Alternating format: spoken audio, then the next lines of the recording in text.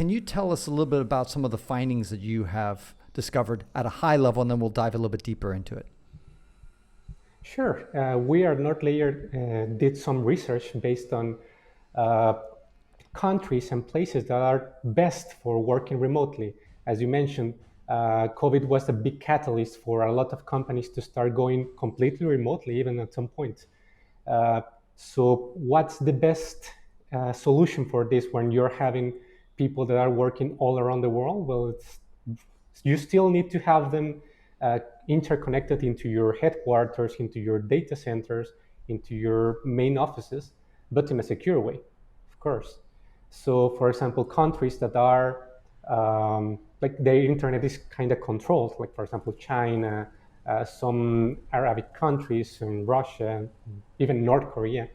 Uh, it's a no-go for most companies because I mean you have your data in your computer and your data is going to travel into, I don't know, let's say the United States where you have your headquarters. You don't want that data to be intercepted while it's going there.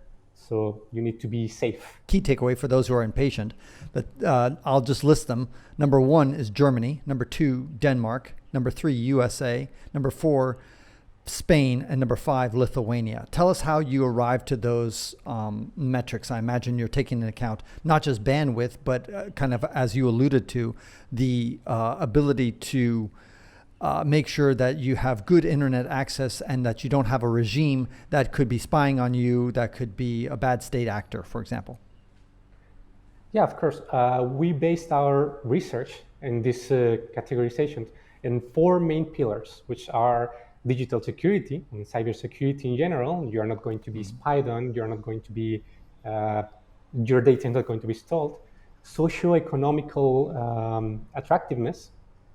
For example, when you can go and live there and live a normal life with not too much expenses, and infrastructure is well maintained.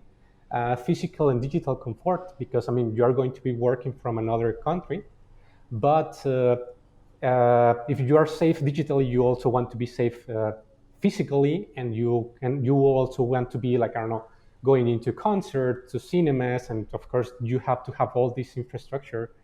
And of course, finally, COVID-19 response.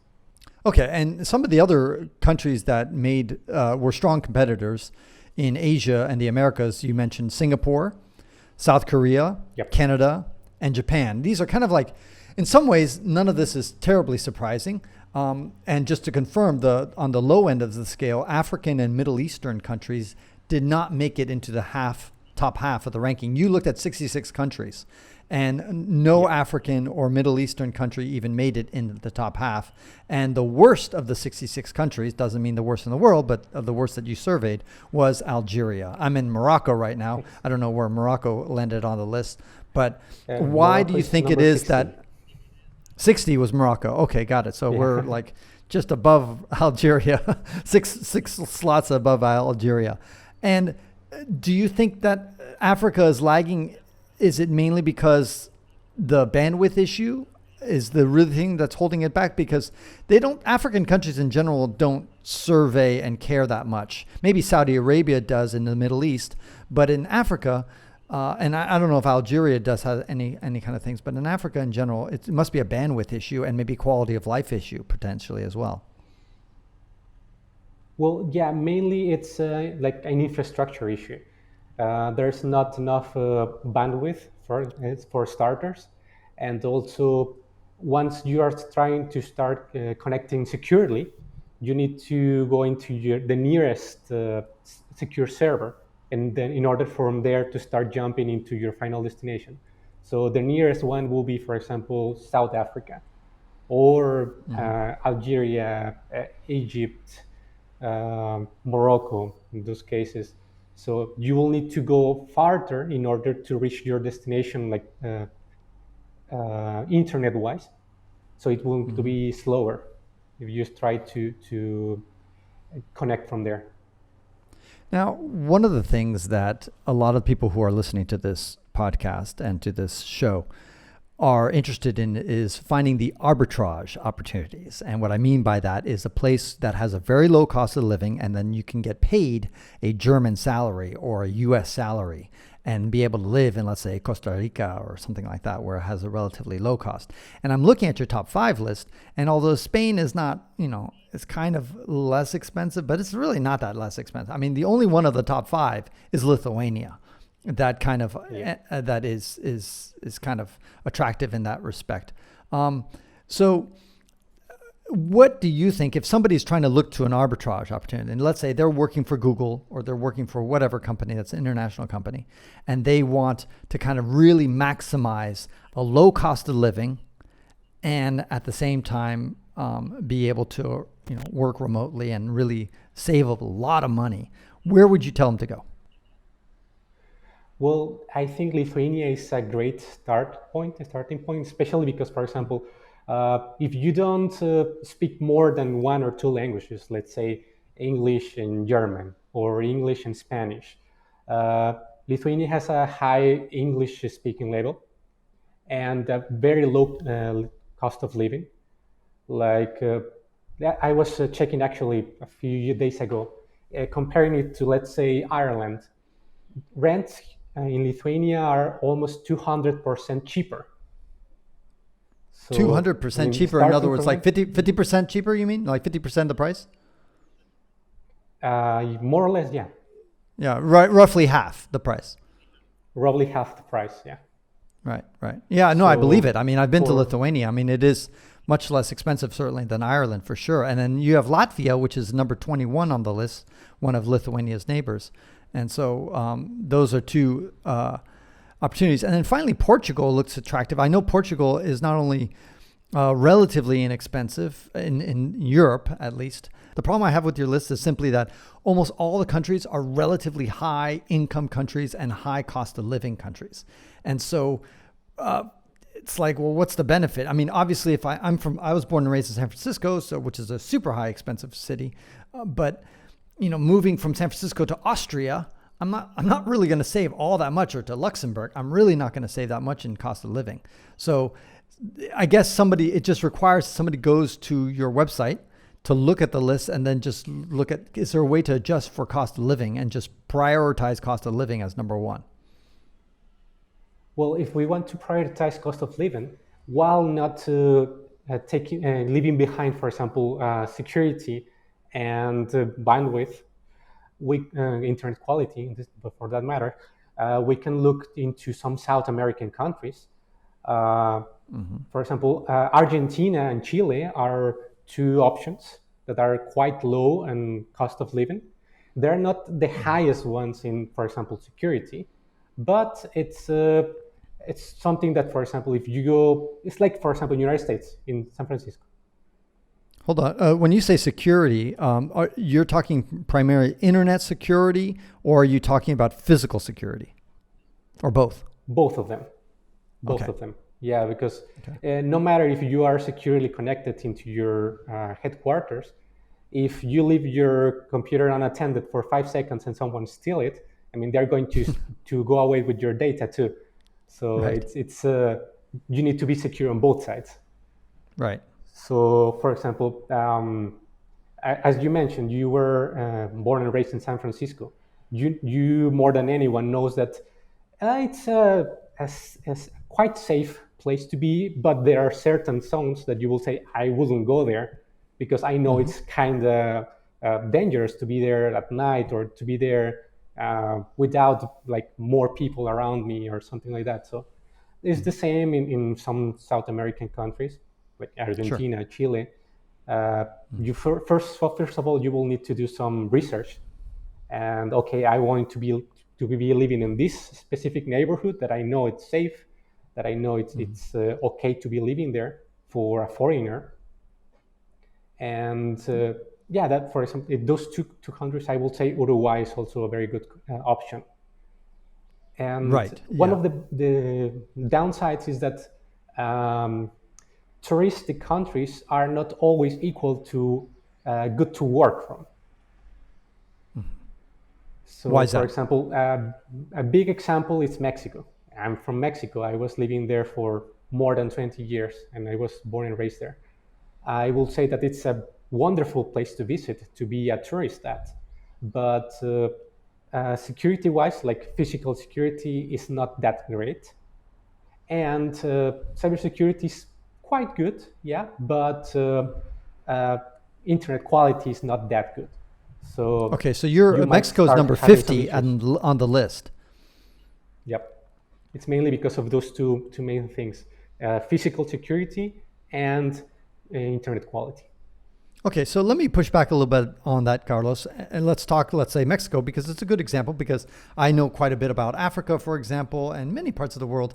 And as you kind of correctly pointed out, San Francisco has some no-go zones, but same thing in Mexico. Just take the capital, for example. If you're in La Zona Rosa, which is the most expensive touristic spot of Mexico, I think you're probably going to be pretty safe. And then I know there's a lot of expat communities where a lot of U.S. citizens have kind of overtaken parts of, I don't know, Cabo San Lucas, which I've never been to, but I'm going to imagine that there's a ridiculous amount of expats who are living there.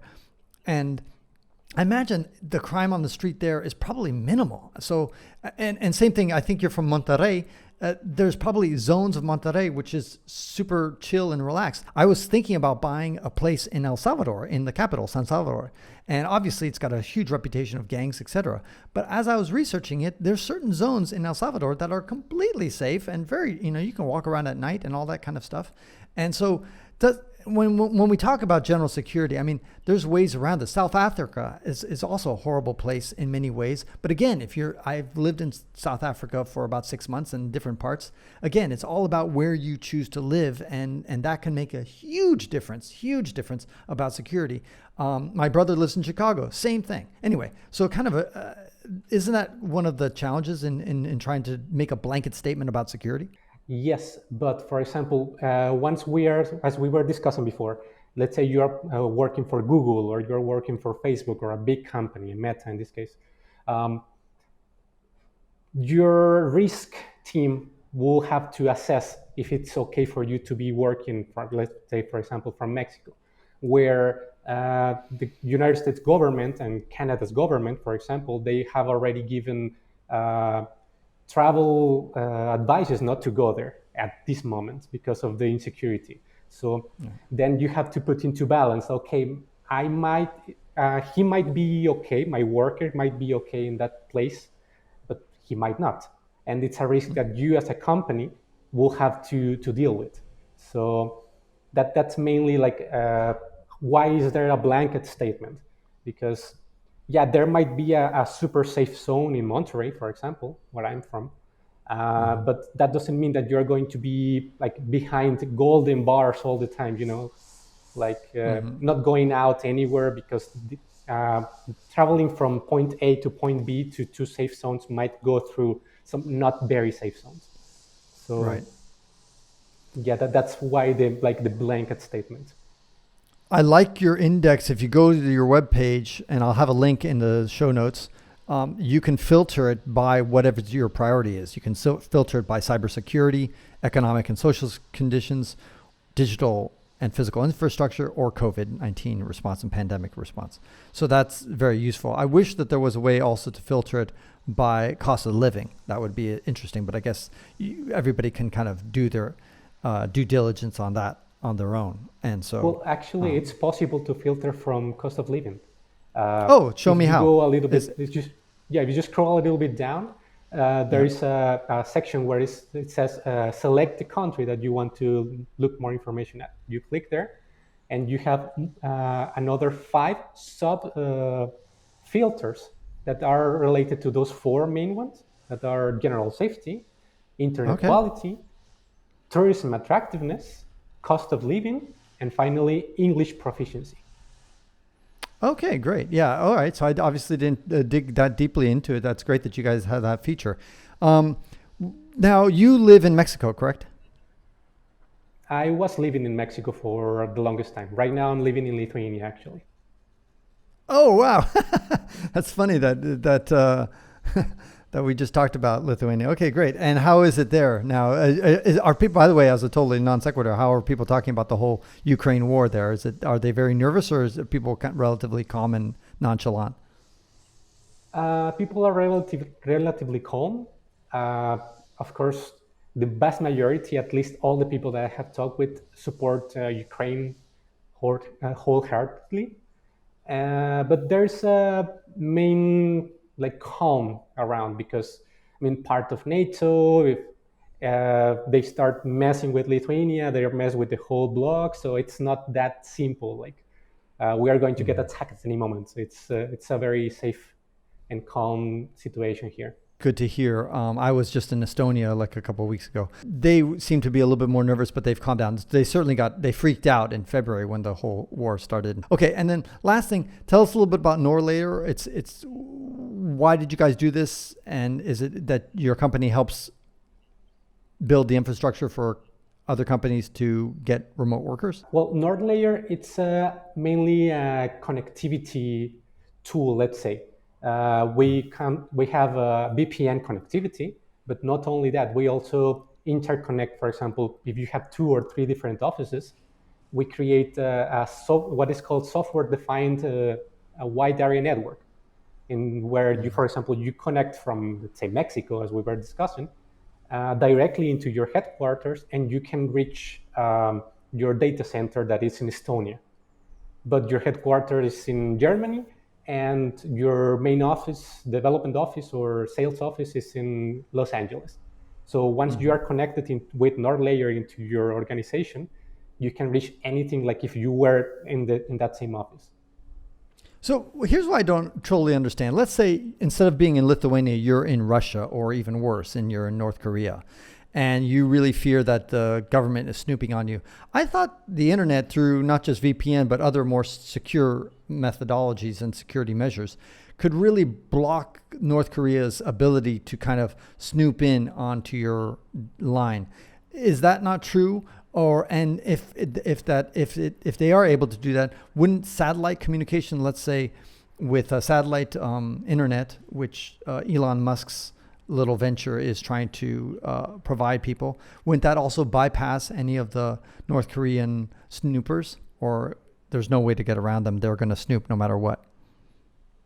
Well, let's say that you are in North Korea. North Korea have their own internet. They are blocked from the outside world. So it might be a little bit hard to get out from there and connect into a VPN or something. But let's put a more realistic scenario, China. China is always trying to attack this kind of like NordVPN or NordLayer connections, because they want to know what's going on, what data is traveling back and forth, So what people do instead is, instead of, for example, us, instead of having a server inside of China, which we will have to give access to the government, we have servers outside. So you connect outside, like if you were connecting to Google or you were connecting to Facebook, and from there you connect to some other place, like in intermediary. And in those servers, there is no way of knowing who is connecting at the end of the day to the final destination. So it's another layer of protection. That's actually where the layer in NordLayer comes from. We start adding more and more layers of protection on top of that. And the price you pay as an end user is mainly probably speed. So that's why you need to have a high bandwidth connection, because otherwise all this data sending back and forth is going to slow your YouTube video down. Well, it depends also a lot of what protocols you are using. We manage some different protocols, and we have our own connection protocol, VPN protocol called NordLynx, which is actually one of the fastest in the market right now. So at least with this new protocol, the speed loss is minimal. So right, but there's always going to be a speed loss, right? I mean, there's no way to get around. I mean, there's no place. You have to, by definition, because you are sending data farther away than you need to than if you were going straight to everything, right? I mean, that's by definition, exactly. Right? The whole name of the game is to minimize that. Yeah, exactly. You are always going to have some latency, some lower speeds, but with better and newer protocols, this speed loss is going to be minimal. Last question I'll have to you. Let's say somebody's listening to this and say, wow, I really want to work remotely. I love this list. I'm inspired. I want to go out there and like, how do I find a job that's a remote job? Do you have any advice on that front? It will depend also on what type of industry you're working at. Because if you're working on manufacture, most probably you're not going to be able to work from anywhere.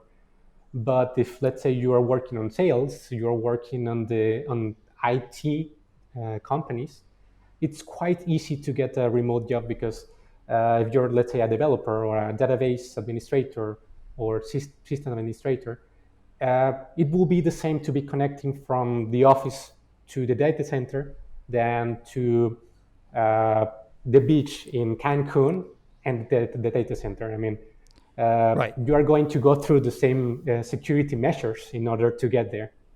Right, I agree. But my question is then what practical advice? Is there a particular website that you would send people, say, here are a lot of job opportunities that are looking for remote workers, or just basically nowadays everybody is kind of remote? I mean, it seems like after the pandemic, only a lot of companies are not even going back to office work, except for a few exceptions. Like I know Elon Musk with Tesla, he said, either come to work or be fired. Those are your two options, but he's kind of an exception. A lot of people are kind of left the remote option in place, or people are going into the office maybe 1 or 2 days a week. That's it at best. But but any practical advice as far as where exactly to go? What websites would you encourage, or you're not sure? Yeah, well, if you go to LinkedIn.com, for example, you can filter jobs by remote. You can what type of jobs? Just only filter by remote. And if you are in the IT sector, you can go to stackoverflow.com, and in their job section, you can also filter by remote jobs. Excellent. That's great advice, Carlos. Thank you so much. Muchas gracias. And we encourage everybody to go out there and explore the world. No matter where you are, you have no more excuses. You can work anywhere for a lot of people. Not everybody. Like you said, there are some exceptions, but it's definitely changed so much thanks to this wonderful pandemic that we had.